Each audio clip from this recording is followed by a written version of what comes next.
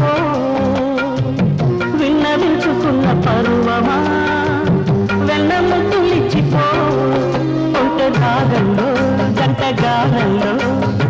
బతుకే వందనం